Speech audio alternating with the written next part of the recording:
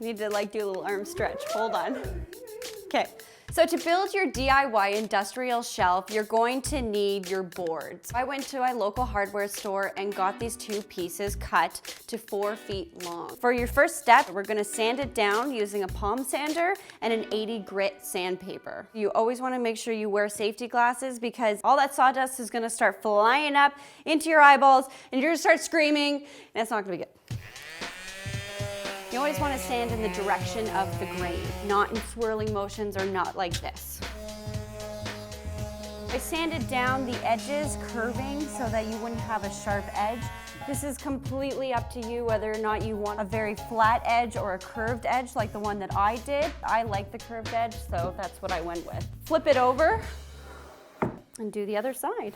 The next step is staining. Before we begin staining, we're gonna pre-stain. The best thing to use is a cotton rag when you're pre-staining and staining, and you wanna go into the grain of the wood. To start staining this, first you wanna make sure that your stain is nicely mixed in, so you wanna give it a good stir. And again, you wanna go into the grain of the wood. For this project, I'm using a dark walnut color. It complements the black iron pipes. I really love the way that this stain makes the board look like old barnwood. It's deceiving, and I love it. I'm gonna let this dry for about 2 hours, and then I'm gonna put on a second coat. We finished staining our board, and it looks great. It's the color that we want, but it's not finished yet. What we have to put on is the finishing touch, and that is wood finish. How many times can one say finish? Let's find out, shall we? No? Okay. The finish is gonna protect your board from everyday wear and tear and really give it that final glossy look. Now I'm using a fast dry finish, but that might not be the one that you use, so just make sure to read the label and follow the directions on the can. Yeah. My boards are completely finished and they have this beautiful shine to it, as you can see. They look super professional, am I right? Am I right? Let's move on. The next step is to add our iron pipe. These iron pipes actually give off a carbon dust, which you're not gonna wanna get on any of your things in your home. You can put on a clear coat rust protector and this will stop this from happening. First things first is to put the iron flanges into the corners of our piece. This should line up just nicely, and I'm using a 1/4 black screw.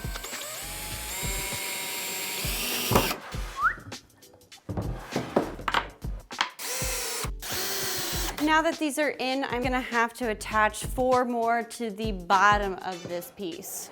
And do the same thing over again. Make sure that your holes are on the opposite sides of where the holes are on the other side, because you don't want the nails to end up intersecting and hitting head on. I'm actually going to build this upward and then we're gonna drill the final piece in from there. So. Finally, our last flanges will go on like this. Flip this over, and you're gonna see that we can just drill this right in. All we need to do now is just drill in the final holes. And as a final step, we're just gonna put in our feet. So I'm just gonna take my 1-inch nipple fittings and slide those guys in, and then put on our iron caps. This is going to act as our feet. All right, this is great. It's perfectly stable, feels good, it looks good. This is gonna be a nice piece for your home. You're getting a really expensive look for a very inexpensive price. It works great as a TV shelf. You can use it as a shoe shelf, as a bed end table, and you can build this as high as you want. This could be 6 shelves if you wanted, or you can make it as small as these 2 shelves here. And if you do want to build this shelf, head over to our Coral blog where I've outlined all the materials and steps on how to make this project. Make sure to subscribe because we have more DIY projects coming your way.